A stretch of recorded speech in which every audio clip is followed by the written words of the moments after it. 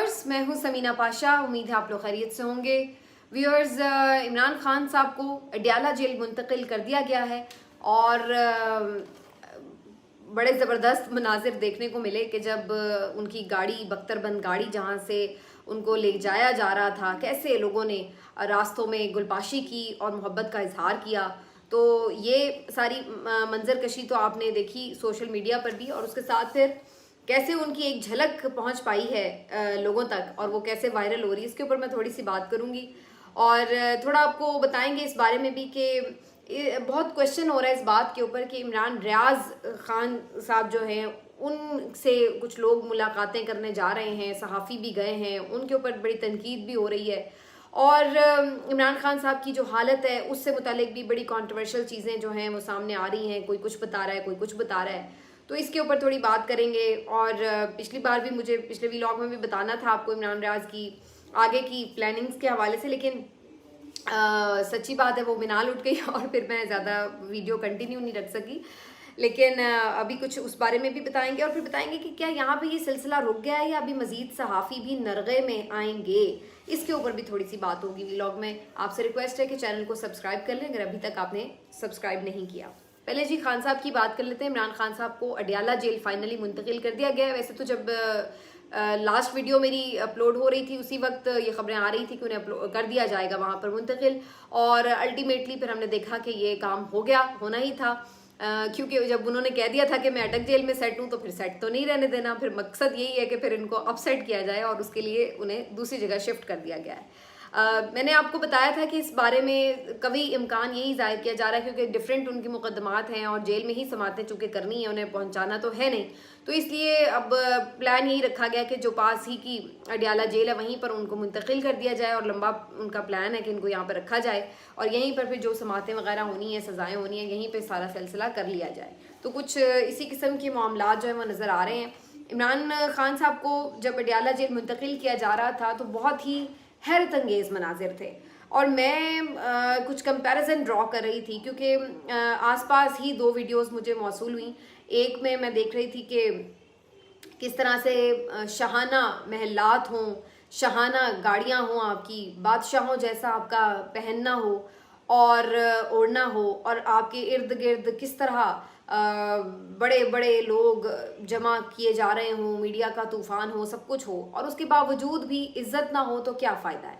मतलब आप बाहर निकलें और लोग गालियों से आपका इस्तकबाल करें, भले वो सही है गलत है उनका नज़रिया, उसको आप एक तरफ सिर्फ छोड़ दें, लेकिन ये आपको फेस तो करना पड़ रहा है ना कि आप बाहर निकलें और आपके ऊपर गालियों की बौछार हो जाए, चोर चोर के नारे लग जाएं और आपका बाहर निकलना मुश्किल हो जाए। तो इतनी मालो दौलत का, इतनी शहनशाह वाली ज़िंदगी का आखिर फ़ायदा क्या है।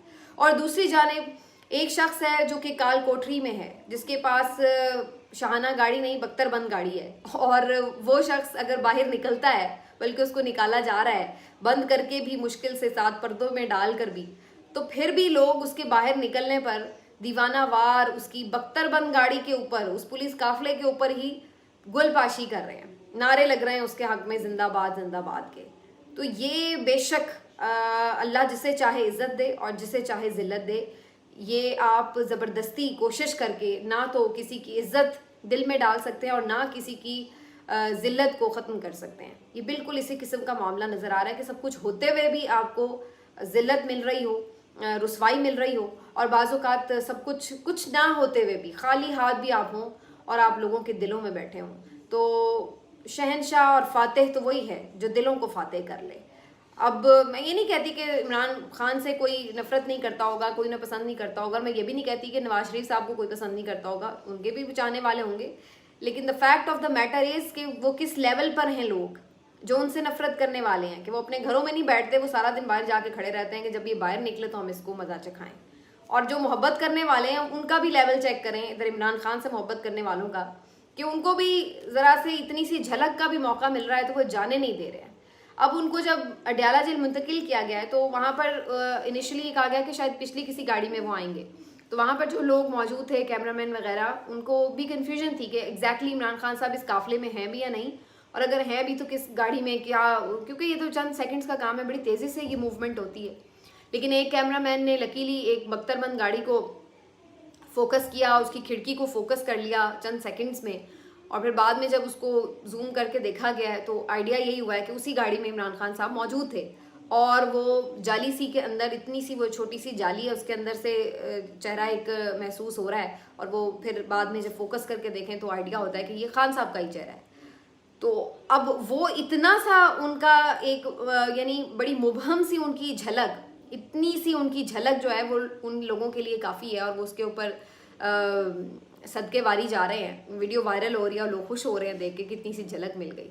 तो ये आप देखिए किस तरह आप इस चीज़ को निकाल सकते हैं लोगों के दिलों से। अभी तो आप वो इतनी सी झलक जाली के अंदर से लोग देख रहे हैं, तो ये सूरत हाल है। और मैंने कुछ दिन पहले वीडियो में ये बात की थी कि जब वो पहली दफ़ा बाहर आएगा तो वो कितना बड़ा हो चुका होगा, कितना बड़ा हो चुका है, दो कामत हो चुका है वो, और आप सबसे बड़ा हो चुका है वो, और वो आपसे अब संभाला नहीं जा रहा। ये बात मान लीजिए कि जितनी आपने उसको गिराने की कोशिशें की हैं या उसकी मकबूलियत कम करने की कोशिशें की हैं, वो सब चालें आपकी उल्टी पड़ गई हैं, और वो हर चाल से ज़्यादा कदावर हुआ है। हर चाल आपकी जो आपने उसके ऊपर डाली उससे उसकी इज्जत में ही इजाफा हुआ है।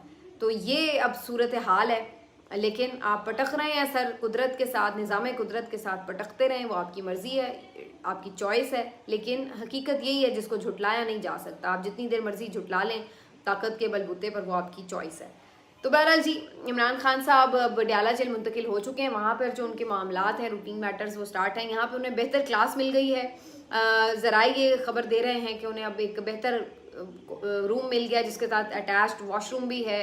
उन्हें कुर्सी, मेज़, अखबार, टीवी, कूलर और एक वो भी मिल गया है, बंदा भी मिल गया जो उनका काम वाम कर देगा। तो अब उन्हें काफ़ी बेहतर सिचुएशन में रखा गया है। तो अब ये एक, हाँ ज़ाहिर है उनके वकला की तरफ से एक अच्छी चीज़ है कि वो एफर्ट कर रहे थे। वैसे तो इमरान खान साहब उस मामलात पे भी खुश थे जो अटक जेल में थे, लेकिन वो जो डिज़र्व करते थे, अगर कोई बंदा खुश है तो इसका मतलब ये नहीं कि अब उसको उसी हालात में रखना है। अगर वो डिज़र्व करते हैं तो उनको क्यों ना बेटर क्लास दी जाए। तो बहरहाल उनको एक बेहतर सिचुएशन में पहुंचा दिया गया है। तो अब बाकी उनके केसेस वगैरह का उसी तरह का मामला है, वो तो चलते रहेंगे फ़िलहाल। लेकिन ये है कि एटलीस्ट जो उनकी तकालीफ हैं वो किसी हद तक कम ज़रूर हुई हैं। खाना भी उनको कुछ बेहतर मिल रहा है, नाश्ता भी उनको बेहतर मिला है, और उसमें भी उनको सेहत बख्श ग़िज़ा कंपैरेटिवली मिली है। खाना चेक करके दिया जा रहा है, तो अब कंपैरेटिवली वो बेहतर हालात में है। अब आ जाते हैं जी कि इमरान रियाज खान साहब का मामला और कौन से सहाफ़ी मज़ीद ख़तरे में हैं। पहले मैं यही आपको बता देती हूँ कि सहाफ़ी साबिर शाकिर साहब और डॉक्टर मुईद पीरज़ादा साहब, जो कि ऑलरेडी जिला वतन हैं और सहाफ़ती ज़िम्मेदारियाँ अंजाम तो दे रहे हैं, लेकिन वहीं पर बैठे हुए मुस्तकिल सकूनत इख्तियार किए हुए हैं, क्योंकि यहाँ पर हालात उनके लिए वैसे ही हैं जैसे कि इमरान रियाज के लिए हो सकते थे, जैसे अरशद शरीफ के लिए हो सकते थे। तो वो भी उसी लिस्ट में शामिल हैं, चूँकि नापसंदीदा वाली लिस्ट में, तो उनको भी इसी तरह के मुकदमात का सामना है। 9 मई के मुकदमात में उनको भी नामजद किया गया कि जी उन्होंने लोगों को तशद्दुद पर उकसाया और उनकी जहन साजी की, बगावत पर उकसाया। तो ये वाले मुकदमात उनके खिलाफ दर्ज है थाना आपारा में, और इसमें ऑलरेडी उनको ये डिक्लेयर किया गया था कि जी वो इश्तिहारी हैं। अब बाकायदा उनके दायमी नाकाबिल ज़मानत वारंट गिरफ्तारी जारी कर दिए गए हैं, जिसके तहत ये हुक्म दिया गया है कि वो जहाँ कहीं भी नज़र आए पुलिस उन्हें पकड़कर गिरफ्तार कर ले फौरी। तो ये अब उनके लिए है। खैर वो भी ज़ाहिर है उन्हें भी इस चीज़ का अंदाज़ा है कि मुल्क के हालात कैसे हैं, तो अभी तो वो वापस आ भी नहीं रहे, वहीं पर वो मुकीम है और अपने आप को जहाँ पर वो सेफ़ महसूस करते हैं वहीं पर उन्होंने अपनी पनाहगाह बना रखी है।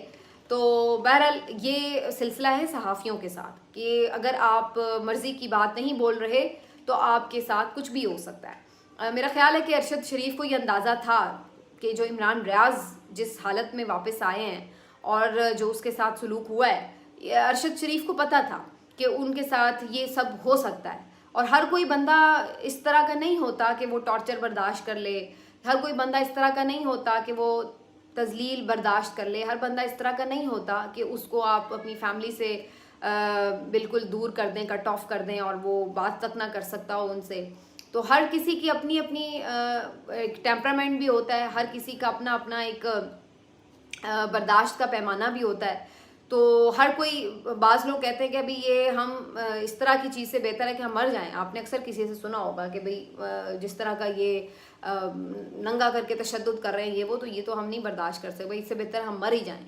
तो इस तरह के भी लोग होते हैं। तो हर किसी की प्रायोरिटीज़ और अपनी एक टेम्परामेंट का लेवल होता है। अरशद शरीफ नहीं बर्दाश्त कर सकते थे कि उनके साथ कोई तौहीन आमेज़ इस किस्म का सलूक हो, और उन्होंने सोचा कि, और फिर उसके साथ ये भी कि ज़ाहिर एक लाइफ थ्रेट तो था, तो उन्होंने इसलिए अपने आप को बेहतर समझा कि वो इस जहन्नुम से निकल जाएं थोड़ी देर के लिए और किसी और मुल्क में बना ले लें। और फिर जो आगे के मामलात हैं वो आप सब जानते ही हैं कि दुबई से भी उन्हें रहने नहीं दिया गया और फिर उन्हें अल्टीमेटली कीनिया मूव होना पड़ा और वहाँ पे फिर उनको जिस तरह से शहीद किया गया। तो अब यही मामला इमरान रियाज के साथ हुआ है। उन्हें भी मालूम था कि यहाँ पर उनके लिए ज़मीन तंग की जा रही है, बल्कि मैं तो सोच रही थी कि जब वो कभी किसी गर्ज से, कोई काम से, कोई इलाज के लिए, कोई टेस्ट के लिए, या इवन उम्रा करने भी बाहर निकले हैं, तो तब भी यहाँ पर मौजूद कुछ भेड़ों ने और गिद्धों ने तंज उड़ाए कि जनाब हाँ ये तो चला गया, फरार हो गया, टक्कर का आदमी ये हो गया वो। हालांकि अपनी जान बचाना कोई बुरी बात नहीं है। अगर वो इस मकसद के लिए भी इवन गए होते, मैं तो ये भी कहती हूँ कि अगर वो इस मकसद के लिए भी गए होते कि उन्हें यहाँ पे थ्रेट महसूस हो रहा है, वो दुनिया में कहीं भी जाके महफूज महसूस करते हैं, तो उन्हें चले जाना चाहिए था। हम कौन होते हैं ये कहने वाले कि जी आप डर के मारे जो हैं वो चले गए हैं, या वो उनकी लड़ाई क्या है इस मुल्क के लिए, तो अपना काम कर रहे हैं। उन्होंने तो नहीं कोई वज़ीर आज़म बनना था, तो भाई ठीक है, अगर वो महसूस करते कि भाई वहाँ पे वो महफूज हैं तो वो चले जाते। लेकिन यहाँ पर इस तरह के लोग हैं कि वो इवन चेकअप के लिए भी जाना चाह रहे थे या उम्रे के लिए भी जाना चाह रहे थे, तो उस वक्त भी उनके ऊपर मजाक उड़ाए जा रहे थे कि हाँ जी देखो ये तो फरार हो गए, ये चले गए। अरशद शरीफ पे भी इसी तरह के इन लोगों ने फिक्रे कसे थे। और अब जिन हालात से वो गुजर के आए हैं, जो ट्रॉमा उनके साथ, जिस ट्रॉमा की कैफियत में वो इस वक्त हैं, और जो हालात उनसे मिलने वाले सहाफ़ी बयान कर रहे हैं, तो उसके बाद यही चीज़ है। ये बेसिकली अगवाकारों का मकसद ही ये था। और ये बताना सिर्फ ये नहीं था कि इमरान रियाज चूँकि बहुत बोल रहा था, उसको सज़ा पहुंचानी मकसद था, ये भी था कि उसे सज़ा दी जाए। वो चुप क्यों नहीं कर रहा, वो बात क्यों नहीं मान रहा, वो अपनी मर्ज़ी से क्यों बोल रहा है। बल्कि इसके साथ साथ एक मैसेज देना था पूरी सहाफ़ी बरादरी को भी कि कल को आपकी जगह, ये इमरान रियाज की जगह आप भी हो सकते हैं और आपके साथ भी ये सब हो सकता है। तो भाई जैसे कहते हैं ना कि एक मिसाल बना के पेश कर दो ताकि बाकी सारे खौफजदा हो जाएं, तो ये किया गया है बेसिकली कि उनको इसलिए भी छोड़ा गया है कि इस हाल में उनको छोड़ो कि बाकी सब उससे खुद ही इबरत पकड़ लें कि हाँ भाई देखा भाई, अगर हमने किसी की बात की, कोई आवाज़ किसी की मर्ज़ी के ख़िलाफ़ उठाई, तो फिर कल को हम भी इस जगह पर हो सकते हैं जहाँ आज इमरान रियाज है। इमरान रियाज तो नहीं टूटा, उससे मिल के आने वाले ये बता रहे हैं कि वो अभी भी हौसले में है। वो एक अलग ही लेवल है ना बंदे का, जो वो कहता था कि वो टक्कर का बंदा है, जो उसकी आंखों की चमक थी, तो वो बताती थी कि वो इसको प्रूव करेगा, और उसने प्रूव करके दिखाया है। लेकिन मैं सिर्फ ये बता रही हूँ कि जिसने उनके साथ ये किया है, जिस बुज़दिल ने उनके साथ ये किया है, वो तो हार चुका है ना, वो तो फिर आके उसी तरह उसी शान और शौकत से बैठा हुआ है। लेकिन जिसने उसके साथ किया उसका मकसद यही था कि बाकी लोगों को पैगाम दे दिया जाए कि खामोश चुप हो जाओ, वरना तुम लोगों के साथ भी यही होगा। और ये इतना डर बैठा दो कि कोई आवाज़ चूं चरा ना कर सके, कोई किसी के खिलाफ, जुल्म के खिलाफ बात ना कर सके। आप इमरान रियाज से हमदर्दी तो करें, लेकिन उनके साथ होने वाले जुल्म के खिलाफ इस तरह आवाज़ ना उठा सकें कि जालिम की पकड़ की बात कर सकें कि पकड़ो इस जालिम को जिसने इमरान रियाज के साथ ये किया, किस गुनाह की सज़ा दिया उसे। यही मकसद था, यही मैसेज था जो पहुँचाया गया, और वो हमें नज़र भी आ रहा है। कोई भी हम में से हो ये बात करने से वो कतराएगा कि भाई उसको क्यों नहीं कैफरे किरदार तक पहुंचाया जाता जिसने उसके साथ ये किया, किस जुर्म में उसको क्यों इतनी देर गायब रखा गया, क्यों उसके ऊपर किसी भी किस्म का मेंटल हो या फिजिकल हो, क्यों किसी किस्म का भी टॉर्चर किया गया, क्यों वो शख्स जो कि हंसता मुस्कुराता एक जानदार आदमी, जिंदा दिल आदमी, हर लिहाज से ज़िंदगी से भरपूर, वो क्यों आपने इस तरह एक कमज़ोर और नहीफ एक लागर इंसान बना के हवाले कर दिया उसकी फैमिली के कि लो देखो आप इसको, और सहाफ़ी बरादरी को भी उसी तरह उसके पास पहुंचा दिया कि लो देखो जाके मिलो। और अब सहाफ़ी बरादरी की भी आप 2 नंबरियाँ चेक कर लें। मतलब बहुत सारे ऐसे लोग जो सारी ज़िंदगी उससे जलते रहे, सड़ते रहे और उसके ऊपर कीचड़ उछालते रहे, उसको सहाफ़ी मानने से इनकार करते रहे कि ये तो सहाफ़ी नहीं है, और सड़ सड़ के मरते रहे कि ये क्यों कामयाब हो गया इसका यूट्यूब, ये क्यों इतना लोग इसको पसंद करने लगे। अब उनको भी बड़ी तकलीफ़ हो रही है, और जो है वो जाकर बहुत सारे मिल भी रहे हैं, बात भी कर रहे हैं। मैं किसी की नीयत पे नहीं शक रही, हो सकता है बड़ी हमदर्दी आ रही होगी, किसी को आ रही होगी, लेकिन सवाल ये है कि आप लोग क्यों किसी बंदे को इतना कॉन्ट्रोवर्शियल बना देते हैं। वो आपकी सहाफ़ी बरादरी में से ही था ना, और वो क्या कर रहा था, वो आपसे सिर्फ इख्तलाफ था, उसका एक मुख्तलिफ पॉइंट ऑफ व्यू था, लेकिन सब उसके पीछे पड़ गए। और उसको इतना कंट्रोवर्शियल बना दिया कि जैसे पता नहीं वो सहाफ़ी नहीं है, वो पता नहीं क्या है। और उसके साथ कुछ भी उस वक्त भी जो हो रहा था, मुकदमात तो उस वक्त भी हो रहे थे, कभी उसको चैनल से नौकरियों से निकलवाया जा रहा था, सब कुछ हो रहा था। तो बजाय इसके कि आप लोग उसके साथ खड़े होते या अपने कम अज़ कम मुंह बंद कर लेते उनके ऊपर तनकीद करने के हवाले से, उल्टा आप लोग तो ये जस्टिफाई करते फिर रहे थे कि हाँ तो ठीक है, बनाया भी उन्होंने ही था, हाँ तो ये भी इस तरह था, तो ये आप तो जस्टिफाई करते फिर रहे थे। तो ये है हमारी मुनाफिकत सहाफ़त की, ये है बुनियादी तौर पर हमारी मुनाफिकत की सहाफ़त। अभी भी हैं दो चार और जो कि ये अभी तक जस्टिफाई करने में लगे हुए हैं। तलत हुसैन का मैं नाम लेने में कोई मुझे आर नहीं है, शर्म आ रही थी मुझे उस शख्स का ट्वीट पढ़ के, और अपने ऊपर भी शर्म आ रही थी कि कभी हम ऐसे शख्स को पसंद करते थे कि यार ये बड़ी ज़बरदस्त सहाफ़त करता है। इतना गिरा हुआ ट्वीट उन्होंने किया और इस कदर यानी आप बेहिस हो सकते हैं। ये एक मतलब हद भी होती है ना किसी चीज़ की, ये हद से भी बात तजावुज़ कर गई। आप अगर किसी से हमदर्दी नहीं कर सकते, अगर आपको अल्लाह ने इतनी भी तौफीक नहीं दी, तो कम से कम अपना मुंह ही बंद कर लें। आप अभी भी आप बाज नहीं आ रहे ये उन ताकतवरों के बयानात फैलाने से कि जी वो अपनी मर्जी से चला गया कहीं, अपनी मर्जी से उसने अपने आप को मार लिया, अपनी मर्जी से वो भूखा प्यासा रहा, अपनी मर्जी से वो 25 किलो वजन कम करके आ गया, अपनी मर्जी से वो बाबा बन के आ गया, अपनी मर्जी से वो अपने तमाम फैमिली मेम्बर से दूर बैठा रहा, उनको भी अजियत देता रहा, अपने बूढ़े बाप को भी अजियत देता रहा, उसको अदालतों के चक्कर लगवाता रहा, अपनी मर्जी से उसने अपने बच्चों को अपने से दूर रखा और उसके बच्चे उसके लिए तरसते रहे और उसकी माँ से सवाल करते रहे, अपने माँ से सवाल करते रहे, और उसकी बीवी उसके लिए तड़पती रही, तरसती रही। मैं उसके साथ राब्ते में थी, मुझे पता है उस बेचारी ने कितनी तकलीफ अजियत गुजारी है। और आप अपने एक मकरू चेहरे के साथ आके बैठ के कहते हैं कि वो अपनी मर्जी से वहां बैठा रहा, अपनी मर्जी से वो ये सब करता रहा, सबको तकलीफ किस लिए भाई? तो कोई लिमिट भी हो जाती है, कोई बंदा लिमिट मुकर्रर कर लेता है कि भाई गिरने की ये लिमिट है या बेशर्मी की ये लिमिट है, कोई तो लिमिट मुकर्रर कर लेता है, लेकिन हमारे यहाँ कोई लिमिट नहीं है। मैं इस नतीजे पे पहुंची हूँ।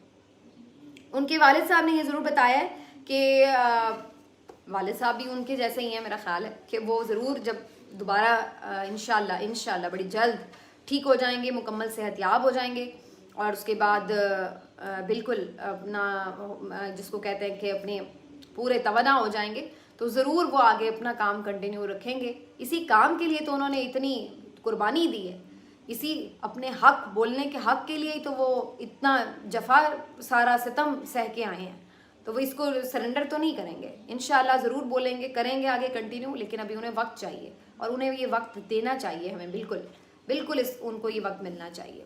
पहला वक्त उनकी फैमिली का है, उनकी ज़ात का है, उनको आपस में एक दूसरे को आराम पहुंचाने दें, सुकून पहुंचाने दें, अपने आप को महसूस करने दें, और उसके बाद फिर इंशाल्लाह बाकी मामलात जद्दोजहद बहुत बड़ी है। अभी ये सिलसिला थमने वाला नहीं है। मिलते हैं आपसे अगले वीलॉग में। अपना ख्याल रखिए। अल्लाह हाफ़िज़।